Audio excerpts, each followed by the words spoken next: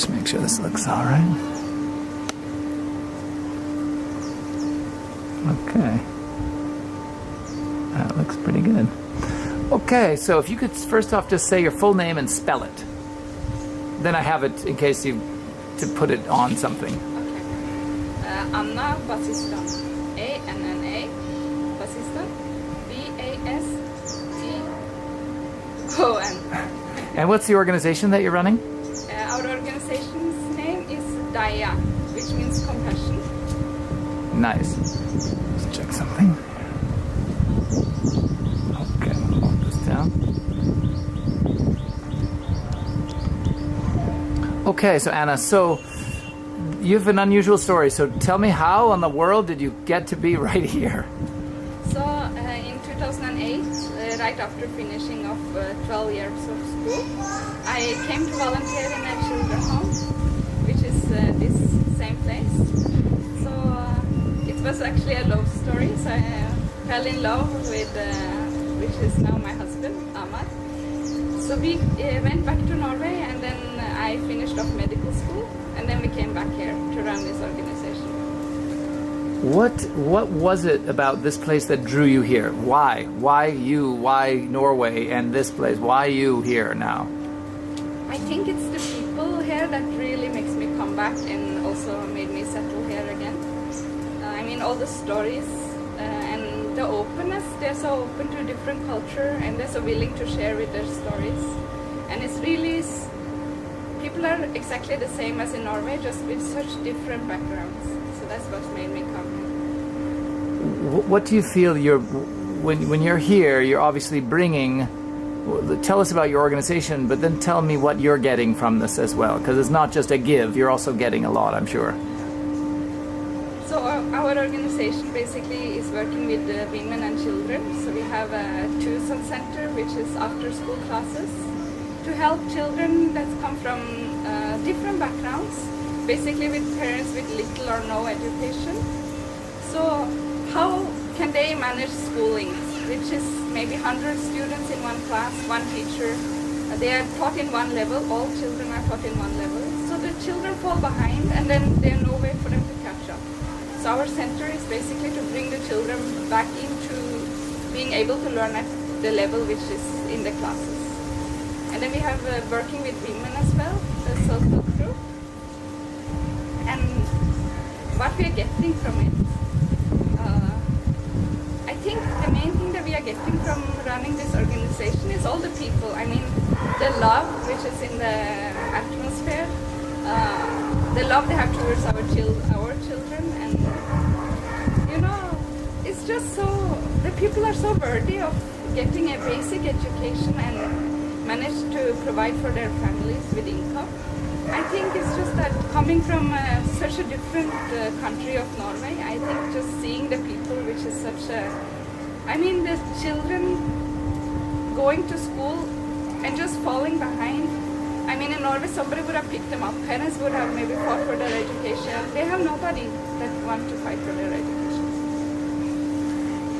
Tell me about Sikya, just briefly. Tell me how that working with that particular program is helping you and how the kids are enjoying it. Just a little bit of a plug for them. So Sikya, learning through I guess they call them Aveti Learning because they changed their name. It's called Aveti now. Veti. Aveti, A-V-E-T-I. Yeah, Aveti Learning. Okay, I didn't know. Yeah. Okay, so Aveti Learning is giving us an opportunity to teach the children at their own level, because learning through a tablet is very individualized, and plus I think the kids are just very interested in technology. I mean, they don't have smartphones, but they see it everywhere, and they learn so quickly the apps and opening internet, you know. I think it's also just makes them more interested in learning, and that you can teach them and they can go in their own speed. And you can also change, like if we have a 6th grader, we can maybe put him in 5th grade in the app, then he can slowly build up his competence. For example, math, you cannot start in a high level, right?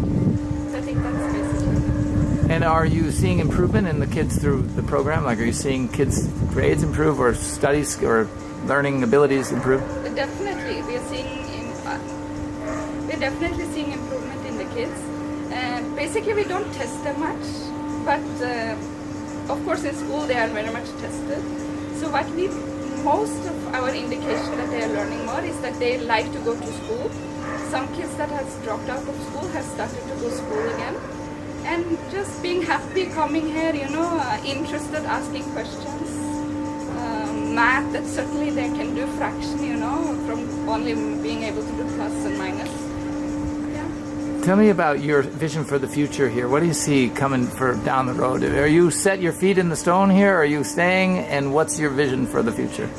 So our vision for the future is definitely to expand. We have identified this group of teenage girls which has no programs for them. They don't fit into any of the government programs. They don't fit into any of the school programs. Mostly drop out of school, 10 fail. So we want to expand the project now. It's run in a very small manner with 4 or 5 kids. So this project we really like to expand. And we also like to increase the geographical area. We want to go more to the villages, expand towards the villages. When you were growing up as a girl in Norway, tell me about that. The fact that your road to your life has taken you here. Like, tell me a little bit about that, and if you feel blessed or lucky to be here. Like, tell me a little bit about that too.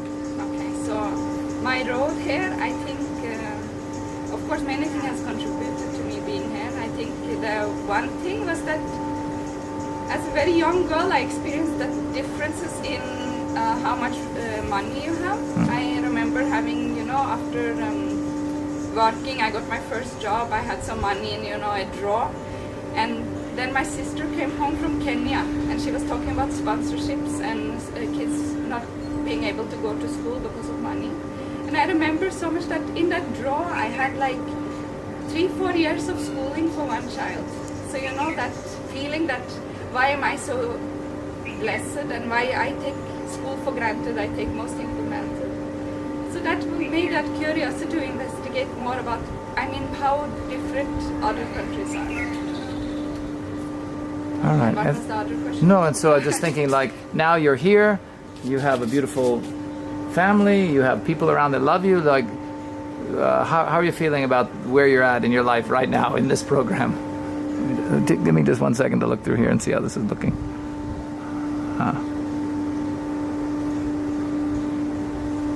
Okay. Where I am not it's a very big question. No.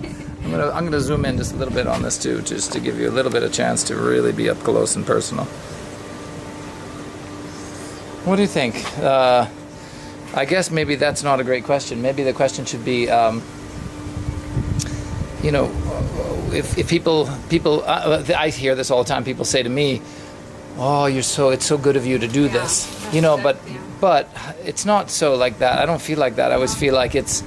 You get a lot from. Are you feeling like that, or maybe explain that to people that might not understand this? So,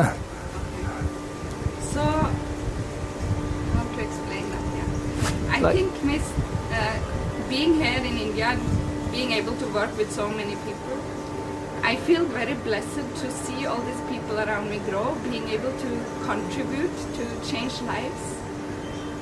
And people are so grateful, and it takes so little to just change the path of their lives. Children that, is on their way into child labor, they just need that little push back into school, and their life will change completely. So being that person that can give that small little push, it's a huge blessing for me. That's good. I think that's it.